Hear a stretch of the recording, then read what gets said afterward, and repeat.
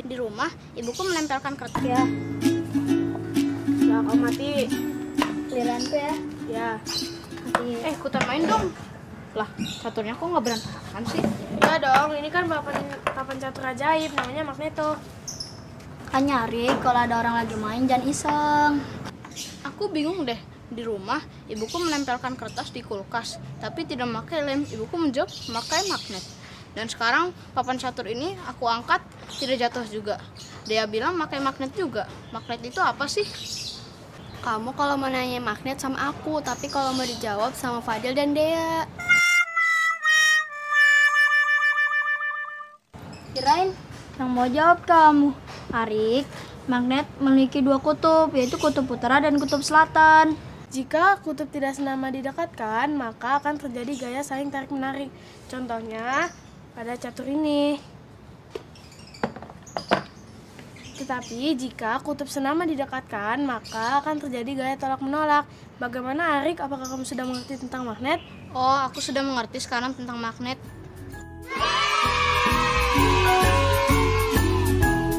Udah, aku jalan lagi ya. Ya, Halo Sobat X-Science, senang sekali Kak Herman dapat berjumpa kembali dalam program kesayangan kita, X-Science, Eksplorasi Sains. Sobat X-Science, jika sebuah magnet kita potong terus-menerus, maka kita akan mendapatkan magnet-magnet kecil. Magnet-magnet kecil ini disebut sebagai magnet elementer, alias magnet domain, yang memiliki sifat dapat menarik beberapa benda. Tapi ada juga loh benda-benda yang tidak dapat ditarik oleh magnet. Nah, sekarang mari kita perhatikan perbedaan berikut ini. Magnet bisa menarik paku dan klip kertas. Namun, magnet tidak dapat menarik sendok plastik dan ranting. Paku dan klip kertas termasuk benda magnetis, sedangkan sendok plastik termasuk benda non-magnetis. Jadi, apa kesimpulannya? Kesimpulannya adalah benda magnetis adalah benda-benda yang dapat ditarik oleh magnet, sedangkan benda non-magnetis adalah benda-benda yang tidak dapat ditarik oleh magnet. Jadi begitu sobat. Sobat X-Science, sekarang kita simak apa saja sih sifat-sifat magnet itu. Yang pertama, magnet menarik benda magnetis. Benda yang dapat ditarik oleh magnet disebut benda magnetis. Contohnya seperti paku, peniti, penjepit kertas. Sebaliknya, benda yang tidak dapat ditarik oleh magnet disebut benda non-magnetis, seperti kayu, kertas, dan batu.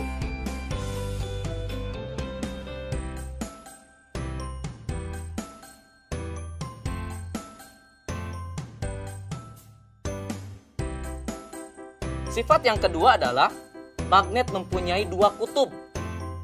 Biasanya disebut kutub utara dan kutub selatan.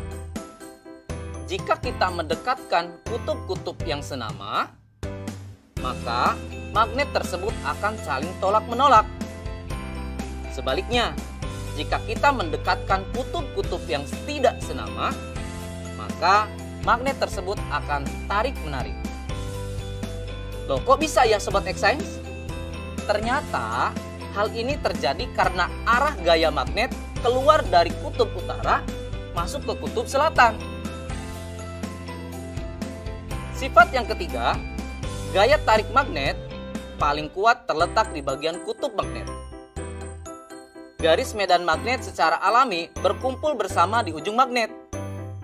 Bagian ujung magnet ini disebut sebagai kutub magnet. Karena garis gaya magnet berkumpul di ujung magnet, gaya tarik paling kuat terletak di bagian kutubnya. Yang terakhir, gaya magnet dapat menembus benda tertentu. Kekuatan gaya tarik magnet ditentukan oleh ketebalan benda yang menjadi penghalang antara magnet dengan benda magnetisnya dan jarak antara magnet dengan benda magnetis tersebut. Bagaimana? Menyenangkan bukan belajar sains? Dengan belajar sains, kita menyadari akan kekuasaan Tuhan yang Maha Esa, yang telah menciptakan magnet lengkap dengan keunikan sifat-sifatnya. Sehingga kita dapat menggunakannya untuk kehidupan dan dapat menambah rasa syukur kita. Saatnya kita bernalar. Yuk, mari kita bernalar ya. Ada satu magnet batang T, U, dan dua batangan benda yaitu P, Q, dan RS. Dua batang benda P, Q, dan RS didekatkan pada magnet TU. Hasilnya ditunjukkan pada tabel berikut ini.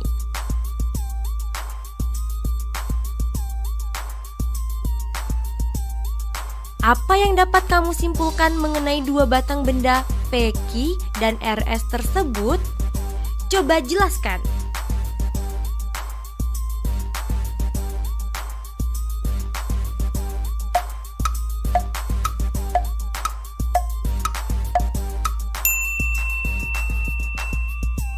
Yuk simak pembahasannya. P, Q adalah magnet, sedangkan RS adalah benda magnetis. P, Q adalah magnet karena ketika ujung P didekatkan dengan ujung T, terjadi saling tarik-menarik. Sementara ketika ujung P didekatkan dengan ujung U, terjadi saling tolak-menolak. Begitupun ketika ujung Q didekatkan dengan ujung T, terjadi saling tolak-menolak. Sementara ketika ujung Q didekatkan dengan ujung U, saling tarik-menarik. RS adalah benda magnetis karena ketika semua ujung batang didekatkan ke ujung magnet TU, terjadi saling tarik-menarik.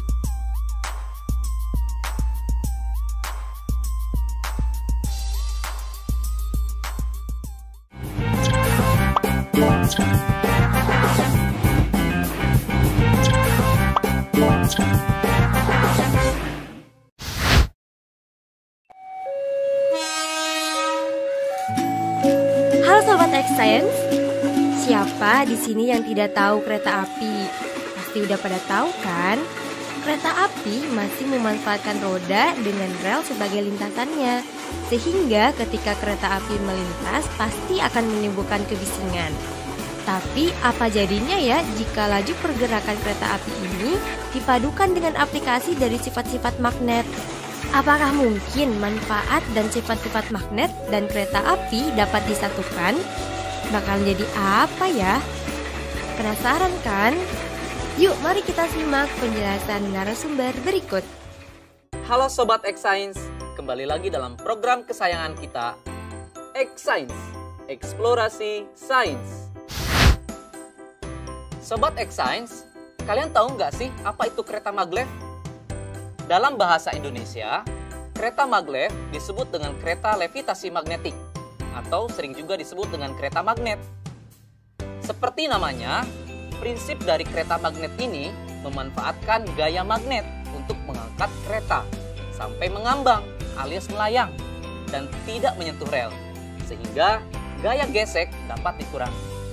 Selain itu, kereta ini juga memanfaatkan magnet sebagai kekuatan pendorongnya. Dengan kecilnya gaya gesek dan besarnya gaya dorong, kereta ini mampu melaju dengan kecepatan sampai 600 km per jam. Jauh lebih cepat dari kereta biasanya. Luar biasa ya kekuatan magnet jika dimanfaatkan pada kereta. Nah, sekarang bagaimana jika diterapkan pada bidang yang lain ya? Saatnya kita seru-seruan bereksperimen dengan menggunakan magnet, yaitu pensil melayang. Loh, kok bisa pensil melayang? Pasti penasaran bukan? Yuk kita mulai. Terima kasih Kak Herman. Alat dan bahan yang dibutuhkan pada eksperimen ini adalah sebagai berikut: pensil, magnet berbentuk ring, karet alas. Langkah-langkahnya adalah sebagai berikut. Tempatkan 4 magnet berbentuk ring pada kasur karet. Upayakan kutub yang menghadap ke permukaan senama dengan kutub magnet yang dipasang nantinya pada pensil. Masukkan 2 ring magnet pada pensil.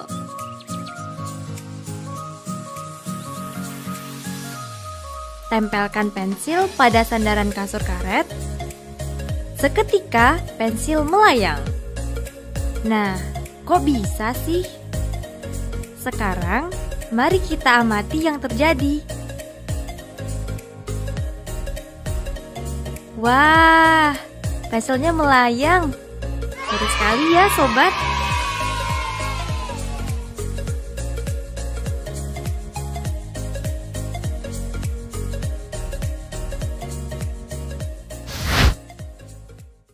Adik-adik, tadi sudah melihat kan percobaan pensil melayang?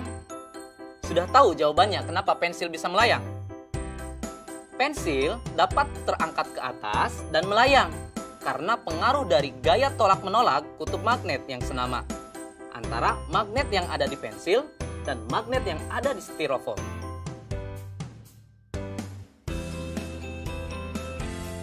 Nah, sekarang selamat mencoba di rumah ya.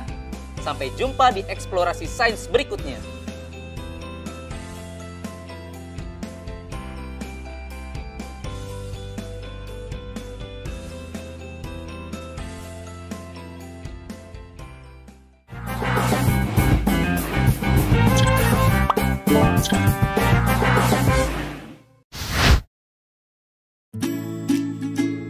Bagaimana? Bisa gak?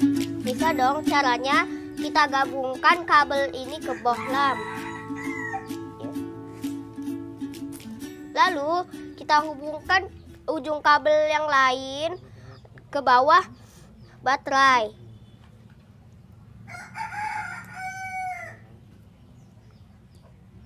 Jadi deh. Wah, nyala, keren ya.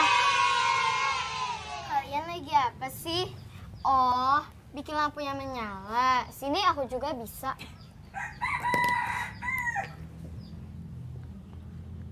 Lihat ya.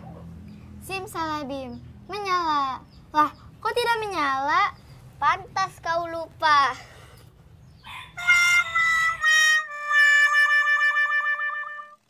Halo Sobat X Science, kembali lagi bersama Kak Herman dalam program kesayangan kita, X Science, Eksplorasi Sains. Sobat X Science, tahu tidak kenapa bohlam bisa menyala ketika dihubungkan dengan baterai menggunakan kabel? Itu karena ada arus listrik yang mengalir. Nah, arus listrik itu mengalir dari kutub positif ke kutub negatif, atau dari tegangan yang lebih tinggi ke tegangan yang lebih rendah. Bagaimana ya dengan larutan? Bisa tidak menghantarkan listrik? Baik adik-adik, kita buktikan yuk dengan eksperimen. Sobat X Science, eksperimen kita kali ini adalah percobaan larutan elektrolit dan non-elektrolit. Alat dan bahan yang dibutuhkan dalam eksperimen ini yaitu toolkit listrik yang berisi gauge-meter, aquades, air garam, dan air asam jawa. Setelah semua alat dan bahan tersedia, maka langkah selanjutnya masukkan ujung kabel ke larutan aquades, lalu amati jarum pada meteran alat atau disebut gauge. Tidak bergerak. Setelah itu, ulangi proses kegiatan dengan menggunakan larutan air garam dan larutan asam jawa. Perhatikan pergerakan jarum pada gauge meter.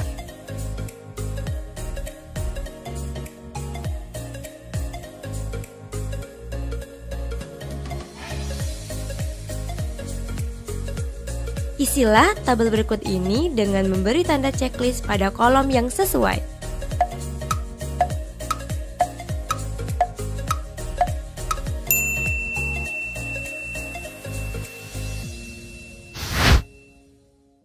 Sobat X Science, sekarang kita simak ya penjelasan hasil eksperimennya. Ternyata ada dua macam larutan berdasarkan kemampuannya dalam menghantarkan arus listrik.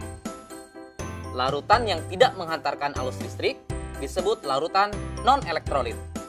Sementara larutan yang bisa menghantarkan arus listrik disebut larutan elektrolit. Kok bisa demikian ya adik-adik? Begini, kakak jelasin ya. Larutan non-elektrolit tidak dapat menghantarkan arus listrik karena di dalamnya tidak ada ion. Contohnya air aquades atau air murni. Makanya tadi dalam percobaan jarum pada gauge meter tidak bergerak. Sekarang, bagaimana sih larutan yang dapat menghantarkan arus listrik? Larutan elektrolit terbentuk dari terlarutnya senyawa elektrolit dalam peralut air, di mana senyawa itu terurai sempurna membentuk ion positif atau disebut kation dan ion negatif atau disebut anion. Pada saat arus listrik melewati larutan elektrolit, ion-ion dalam larutan menghantarkan arus listrik, seperti layaknya dalam kabel. Nah, Sobat X-Science, sekarang kita lihat larutan garam dan larutan aquades. Jarum pada gauge meter bergerak pada larutan air garam. Ini menunjukkan kalau air garam dapat menghantarkan arus listrik. Kenapa bisa demikian? Garam atau NaCl ketika larut dalam air, garam tersebut akan terurai menjadi ion-ion, yaitu ion Na+ dan ion Cl-, yang kemudian mereka terurai, berpencar saat di dalam air. Begitu penjelasannya adik-adik. Menyenangkan bukan belajar sains? Sampai jumpa di eksplorasi sains berikutnya.